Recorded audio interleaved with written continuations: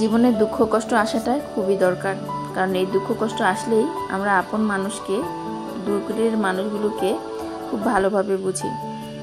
আপন মানুষগুলো আপনাকে নিঃস্বার্থভাবে ভালোবেসে যাবে, কোনো স্বার্থ ছাড়াই তারা আপনাকে যে কোনো বিপদে কাছে এসে দাঁড়াবে।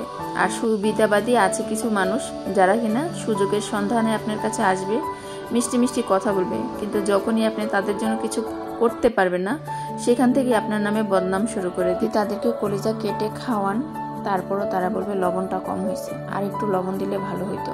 এভাবে করা ঠিক হয় নাই, ওভাবে করা ঠিক হয় নাই। কত কৈফিয়ত যে দিতে হবে তাদের, কিন্তু তারা কিন্তু আপনার বিপদে আপদে কখনো সামনে এসে দাঁড়ায় না। আসসালামু আলাইকুম আমার আপু ভাইয়েরা, কেমন আছেন? অনেক গম্ভীর কথা বলে ফেললাম, তাই না?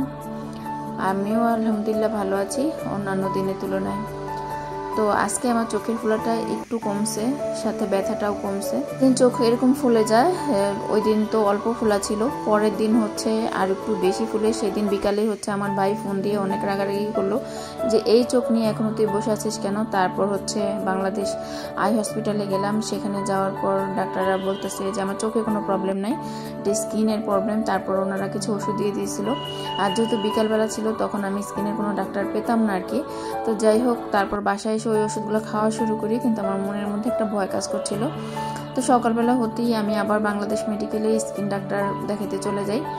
তো সেখানে যে ম্যাডাম হচ্ছে দেখে অনেক রাগারাগি করলো যে এত লেট করে ফেলছেন কেন, আর এটা নাকি হচ্ছে একটা ভাইরাস বা যে কোনো একটা জীবাণু আমার চোখে আর কি লাগছে, মানে স্কিনে, চোখের নিচের যে স্কিনটা থাকে ওইখানে। তো অনেকগুলো পরীক্ষা দিল, সেই পরীক্ষাগুলো করতে দিয়ে আসছি বাংলাদেশ মেডিকেলে। আর হচ্ছে আরেকটা যেটা বাংলাদেশ মেডিকেলে করে না, সেটা হচ্ছে পপুলার ডায়াগনস্টিকে দিয়ে বাসায় চলে আসলাম। তৃতীয় দিন হচ্ছে আমার চোখ, মানে যেদিন বাংলাদেশ মেডিকেল স্কিনের ডাক্তার দেখাতে যাই সেদিন হচ্ছে আরও বেশি ফুলে গেছে। মানে ওই দিন আমি আমার চোখ খুঁজেই পাচ্ছিলাম না, যে চোখই দেখা যাচ্ছিল না, এমন একটা অবস্থা।